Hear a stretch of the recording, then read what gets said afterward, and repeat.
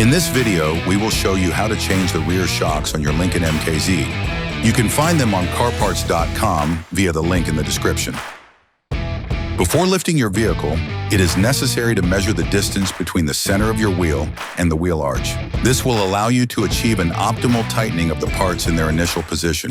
For safety reasons, we strongly suggest watching our video on how to jack your Lincoln MKZ safely. In order to change the rear shocks on your vehicle, it is necessary to remove the rear upper control arm. The components to be removed are very often seized up, so don't hesitate to brush and to use penetrating oil to make removal easier.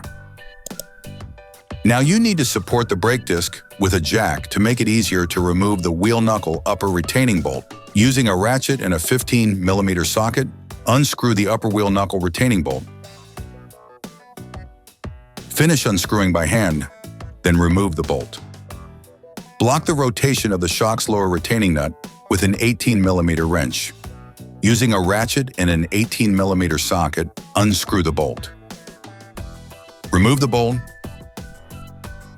then lower the jack slightly. This will release the control arm from the wheel knuckle. Using a 15mm wrench, unscrew the retaining bolt on the chassis.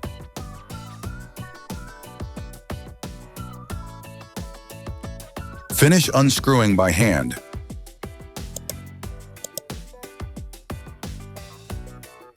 You can now remove the upper control arm.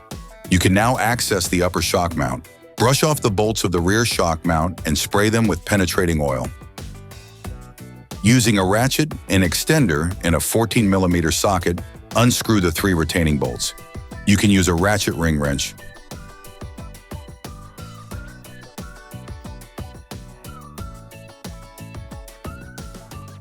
Remove the shock mount assembly. To avoid damaging the bushing, it will be necessary to reinstall the shock mount in the same position as before.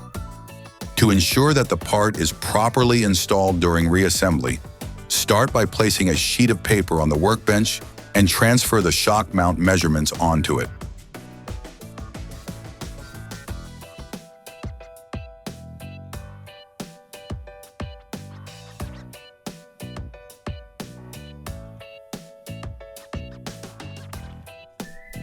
Secure the shock in a vise.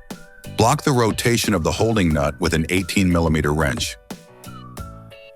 Using a ratchet and a 15mm socket, unscrew the upper fastening bolt of the shock.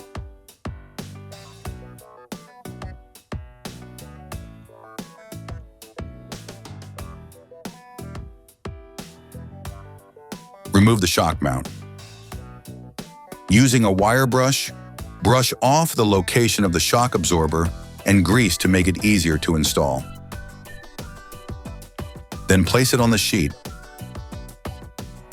You can order the rear shocks used in the video on CarParts.com via the link in the description. Take your new shock. Before installing the new shocks, it is necessary to prime them by pressing the shock vertically so that the gas and hydraulic fluid are separated.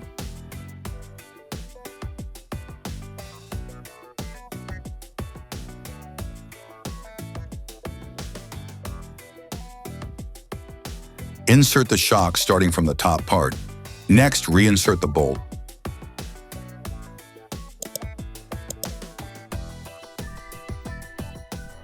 Once in place, screw the retaining nut back on by hand. You can then screw the bolt back in using a ratchet.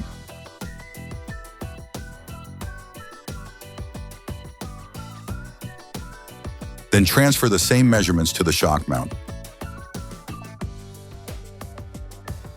Finish tightening using a torque wrench. Don't hesitate to double-check the position of the rear shock in the shock mount. Your new rear shock assembly is now ready to be installed. Using a wire brush, brush off the location of the shock absorber and grease to make it easier to install.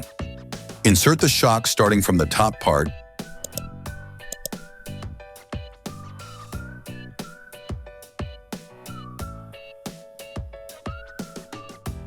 Then screw the retaining bolts back in. Finish the tightening of the bolts with a torque wrench. brush and grease the control arm area to facilitate its installation.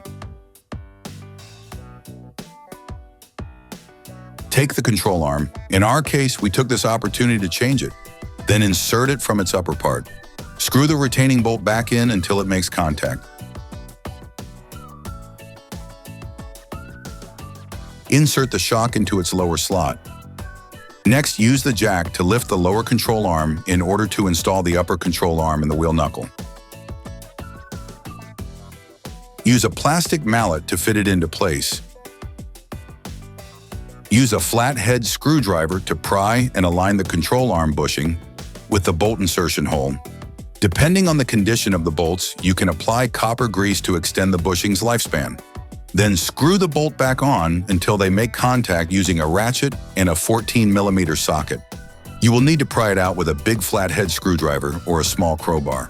To avoid damaging the bushings, tighten the upper arm control bolts in the vehicle on the ground position. Lift the shock base with the jack until the original measurement between the center of the wheel and the wheel arch is reached. Once at a distance, finish tightening the bolts with the torque wrench.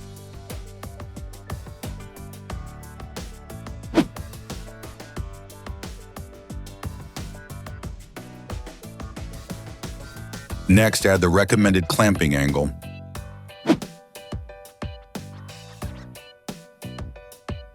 Lower the jack slightly to bring the shock base closer to its slot.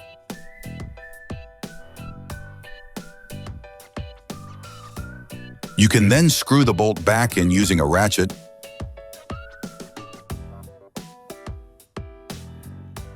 Block the rotation of the holding nut with an 18mm wrench.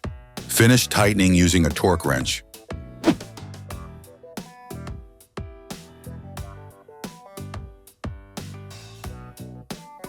You can now repeat the same process on the other side. Then you will be able to put the wheels back on your vehicle.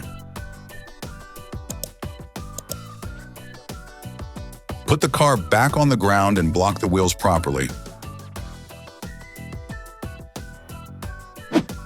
Operation complete.